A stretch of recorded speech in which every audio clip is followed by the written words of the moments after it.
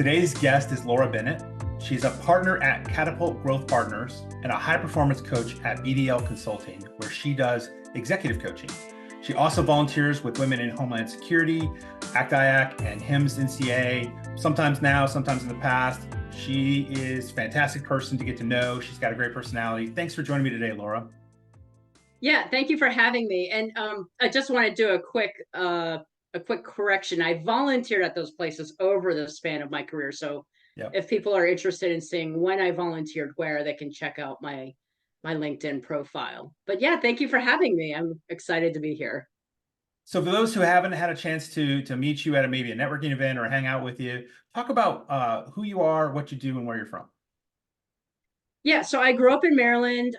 Still in Maryland today. I've spent most of my life here. I did go to boarding school for high school up in Pennsylvania for a number of years. I went to a very well-esteemed Quaker boarding school in high school, and then I came back down to Maryland for college. I went to Goucher College. It's it used to be known as a women's college, and then it went co-ed in the 80s.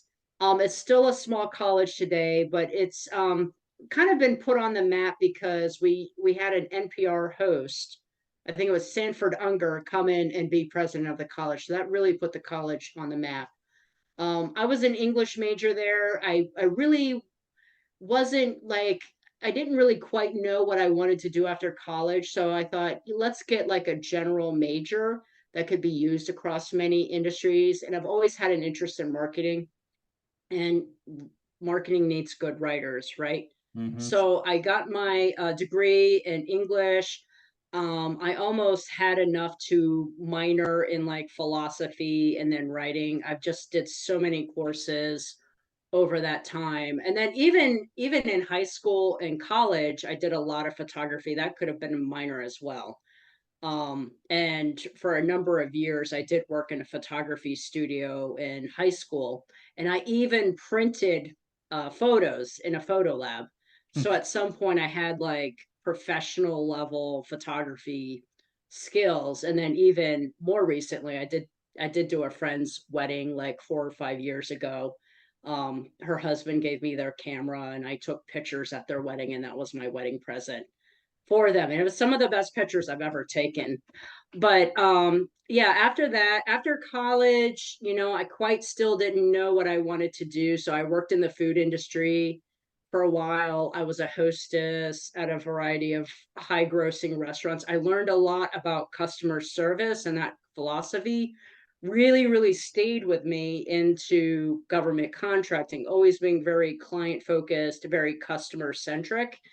And I think it's also like a good prerequisite for sales is learning how to work in the food industry. You have to really make sure I guess you could say your client at your table is like happy, having a good meal, and you're trying to build a rapport with them for just a short amount of time. So I almost think, being in that kind of industry could be good for like sales training, right?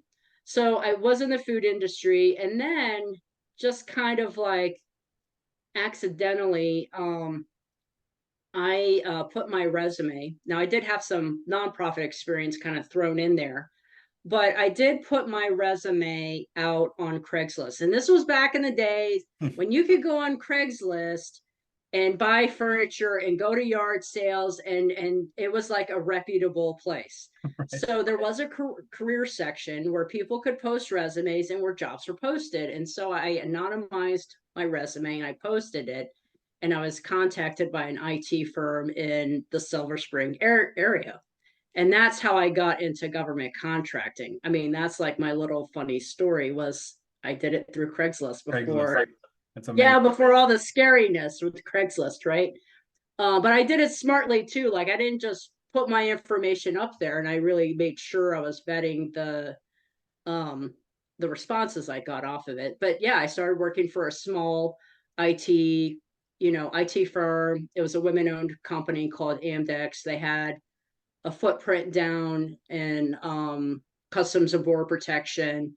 And I was like very honored to work for that mission and support Homeland Security right at the beginning of its agent, right at the beginning of the agency itself.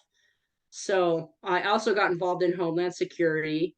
and started volunteering with that group. And they're still around today. I think really highly of women in Homeland Security. So very happy to give a shout out for that. And then I just started making my way through, a variety of IT companies.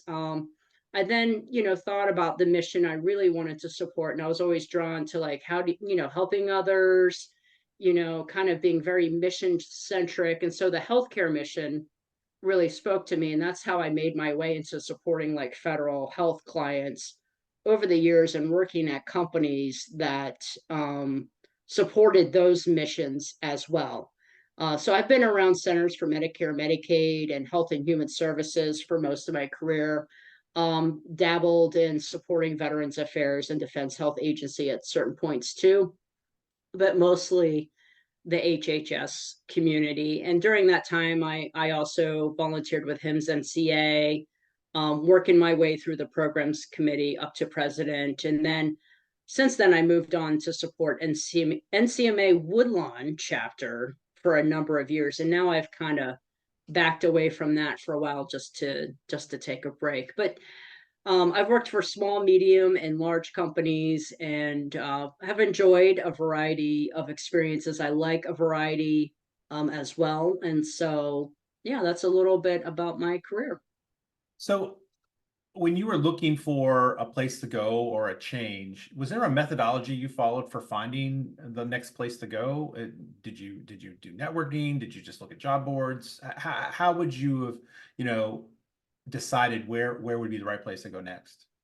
There was a number of times I was recruited out of the companies that I was working at. That might have happened around 3 times.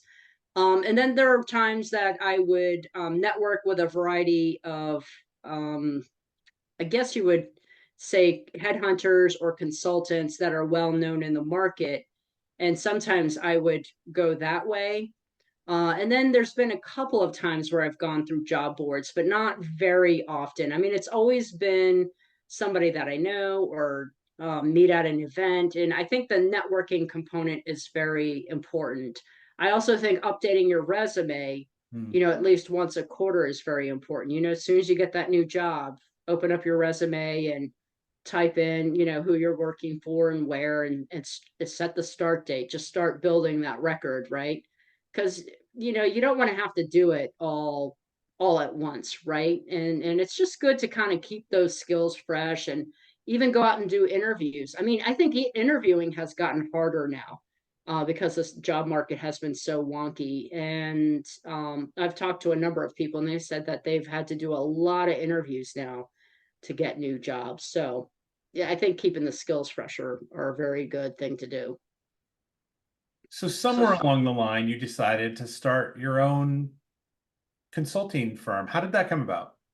Well, I've always wanted to start my own business. I've wanted to do it for a very long time. I mean, years ago, I was contemplating ideas. I even contemplated doing photography as a career. And kind of like the entrepreneurial bug started to hit me probably 8 to 10 years ago. But it's like, what do you do? Right. So I explored a variety of ideas. And then then it just becomes what's the easiest thing you can do. Right. And so I thought, the easiest way for me to get out on my own is to start doing what I do for companies, for clients. And just after being in this space for so long, I thought, now's the time to do it. If I don't do it now, then I'm just not gonna I'm gonna regret it later, right? So let's go out and do it. And so 3 years ago, I knew that I wanted to go out on my own, and I started like thinking of like, well, what's the plan to get there? And part of it had to do with financial education and wellness, going down that rabbit hole and really understanding the finances. And I read this book, Ramit Sethi's I Will Teach You to Be Rich. And it was at the start of the pandemic. I'm like really kind of gobbling up that type of content. And I was like, entrepreneurs have to be very financially savvy, right? So that was part of it. But I delayed the decision because I did want to take care of a couple of things personally. So I made sure to do that, right? I wanted to get that out of the way before making the leap. But then, timing isn't always perfect, right? So I did start the business, but eventually we also had to, do things for the house. I got into a car accident, so we had to take care of that. So there was a number of things that kind of happened, as I was moving into this space. And so like timing is never perfect. Like you can prepare, but then the unknown happens. So I was better prepared for the unknown in this time in space. But at some point you just have to make the leap. Planning is a good way to start, and you start kind of experimenting. And then at some point you really just have to make the leap. And then you're doing this at the same time as you're at Catapult. How is that? How are you balancing that? Well, I have to prioritize, you know, what it is to basically pay the bills, right? Yeah. So that involves consulting. And that comes first, and then you do the other things that you want to do on the side, to build up the momentum. So it's kind of like where I'm going to put 90% of my time, and then where am I going to put 10%, and then you just look at how you can pull the levers over a course of time. But it's so experimental. It's kind of hard to really say, and it might just fluctuate over time, and there'll be times where I can devote more time to one thing as opposed to another. Sure, that makes sense. Yeah. I mean, I didn't prep you for this question, so roll with Go it. for it. What kind of things would you recommend to somebody based on your learning of getting your business started that they should immediately start, learning before they take that leap? I was experimenting a lot when I first knew that I wanted to go out on my own. But the first thing is like making the commitment and then making the habit. So I first had to like commit to myself. I'm going to do something every day for like 15 minutes after 5 o'clock or after 5:30 or maybe around 6 o'clock. Right. So it was like, okay, even if I do one thing, I'm going to do that one thing to say that I've worked a little bit on my business. And for the longest time, I thought, well, I need to find a way to make passive income. And I think, people kind of get caught up in that phrase because there's really no such thing as passive income. If I had a YouTube channel and I was putting out content, that's a great way to say that could be passive income. But think about all the time it would take for me to like generate the content, come up with a concept, and then record whatever it is I have to record, and then edit it, and then upload it. And I experimented with that for a bit. And I'm like, this is so time consuming. How am And I going to promote it. work on? I know, right? How am I going to work on what I really want to work on? How am I going to get my name out there? I mean, it's a great way to do it, but you're almost at mercy to the algorithm. So you have to learn that too. And Yeah. then the other part is like podcasting. I was like, oh, I should start a podcast. And then once I started, so I did a lot of education to kind of get to where I needed to go. But I think the thing is, you have to figure out who your client is and what it is you're selling to them and how you're going to do that. And once you can start generating the answer for that, that's where the momentum changes. And that's when it changed for me. That's when I started getting the momentum. It was like, all right, I got to go out and get those clients. That's the most important thing that I need to do right now. That is numero uno. And I think once you do that, it changes the game. I even started doing that um, before setting up my LLC. I would say even start doing it before you get a website, right? Because years ago, I thought, okay, I'm going to get a website, and that's going to be like my accountability tool to help me get there, right? And so I started the website with this consulting firm. And at that point in time, I wanted to be more of like a health coach. And then I knew that wasn't the niche I wanted to be in. And so it just fell apart. And so I wasted a lot of money on potentially developing a website that would have been in kind of like gridlock with this marketing firm, right? Like they would have held the keys to the castle on the website. And I didn't want to go down that path. Nowadays, a lot of people just say you need a landing page and then a sales funnel and an email list. Yep. I mean, think about how much money you could save right there. And then I think there's a lot of shiny objects, right? We see a lot of people advertising ChatGPT, to help you make videos and help you write all your content and write blogs and all this stuff. Automation this, automation that. Well, what are you going to use for your server? What are you going to use?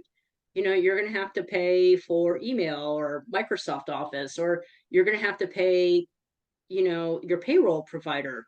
Those are the systems you have to invest in first before you can do the shiny objects. Man, I would love to. Man, there are AI tools out there where you can do automated YouTube channels with that are faceless, like faceless YouTube channels. Like you could do a travel video and use an AI app to edit the whole thing.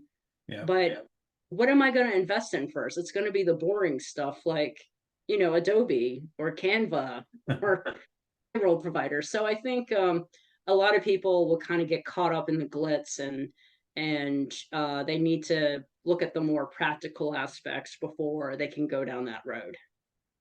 Wow, that's good. Those are good thoughts, good things to think about. Thank you. So looking back, Laura, what's something you see that you wish we didn't do the way we do? And I'm going to caveat that and make sure everybody knows we may not fix it today. We may not have the right people in the room to figure out what the right solution is and think through any of the challenges that might entail. But we can at least start the thought process, right? Of something that could be changed in a way that could be better than it is today. What's something looking back that you see you would like to highlight? I think there's a couple of things. One thing I would like to see more of is we are not afraid to fail, Mm, right? Because I've seen it kind of take on these grips within sales organizations, where you almost wait for the perfect deal, right? And so there's all of these trains going by, and you've basically missed the ride.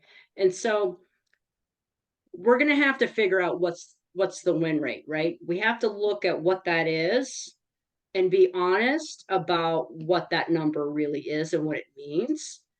And then we have to ask the question, why are we losing the deals that we are, and start looking at that data. But we can't really uncover it until we're honest about the numbers.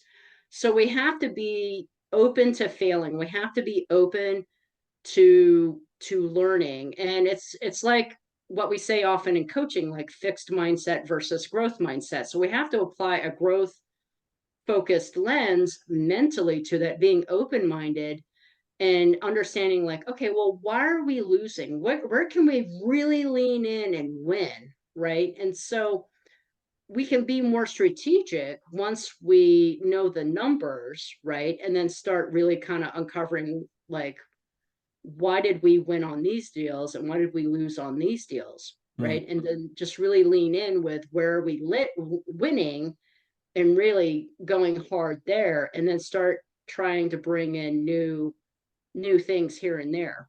So I think we need to kind of be more open-minded and have like a culture of learning, a culture of being open-ended and open-minded and more transparent. I feel like if sales executives see more of the numbers and understand it, and it's presented as information as opposed to with emotion, and they understand where the organization is going and why, even if it's going up or going down, then there will be more bought into the sales process right at their company. Then they will be more bought into the culture of learning. And then I think you'll see an evolution occur where people will start to win more. Oh, I could not agree with you more. When I was in consulting, there were so many frustrating times where we would bring in an opportunity and then they did some sort of, go, no go decision. And you're like, really? I mean, this was a great project. Like it's instead of thinking sometimes about the numbers, don't get me wrong, every business has got to make money. And I'm totally in on that. but sometimes the project uniqueness or opportunity to build something for a mission that's just really cool or really unique or really beneficial to the public has its own opportunity for future, marketing and use. And I don't think that's when you do a pure number, mathematical calculation of whether or not we want to bid on something. Sometimes I think that is lost. Yeah, it can be. I mean, so you have to then pick what numbers you're going to track. And I think your win rate, your wins, your losses, and then your win rate are very important numbers to track. And then the reasons why you're winning and the reasons why you're losing, because then you can look at those more innovative deals and say, okay, is this really going to help us with where we're winning? And then you can like apply like more, I think, a more logical approach to making a decision, right? But the kind of like the basic rule of the game is like really find it early on and then get it into the pipeline and start working. I kind of think of it as like brushing your teeth, right? You got to start brushing your teeth early to prevent the cavities. So you get that deal in early, um, and especially the innovative one, then it's kind of like you can really kind of massage it over a course of time. I would even like to see, how do you bring in like notional ideas, right, and test them, Mm-hmm. right? So, if you're like an 8A company and you want to try and go out and get an 8A sole source, what would that look like in the pipeline? So it's like, how do you kind of bring, and you have to be pretty innovative with 8A sole sources, right? So it's like, how can you kind of cover some of those innovative ideas to try and test new areas? That's great thought. And I Yeah. and I love it when companies are equally knowledgeable of the FAR as the government is and go, wait a second, have you considered this? The FAR doesn't say we can't do it. And I was at a fairly recent briefing where they said if the FAR doesn't say you can't do it, doesn't it means you can. And a lot of people don't think about the FAR that way. And so you're right, we That's, lose those innovative ideas, as you were just saying, to bring a different approach. And yeah, as a government person, I love that, right? It gets exciting yeah. if somebody comes up with an innovative way to not only address my issue, but also an innovative way to figure out how to get the contract in place. It gives us an opportunity to talk through, I had never thought about that before, and let's give it a try. And see what happens. Well, yeah, and then trends occur, right? So things are changing in industry yet again because of a lot of the executive orders that have come out over the past couple of years.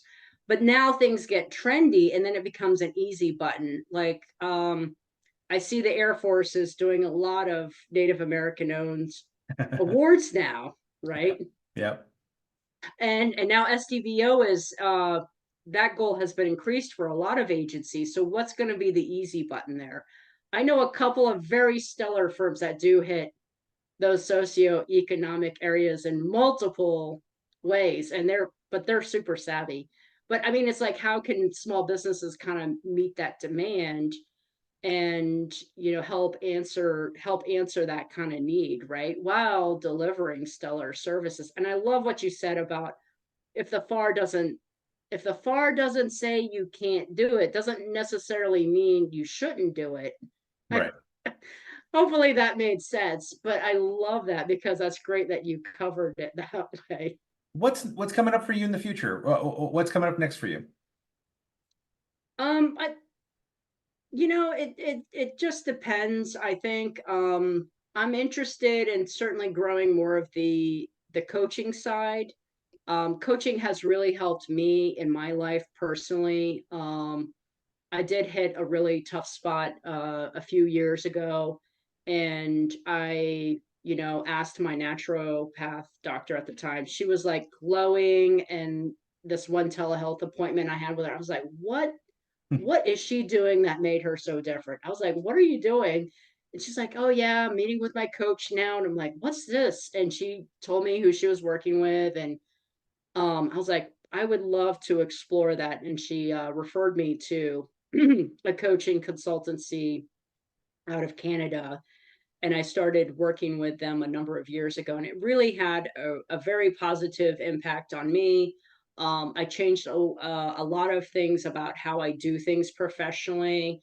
Um, I think coaching can really have a very positive impact on people's and their lives, and I would really like to help other people and give back in a way. So I've partially went out on my own to, set up like a coaching practice, and I do have a few clients now where I do coach with them, but I would certainly like to expand that at a later date.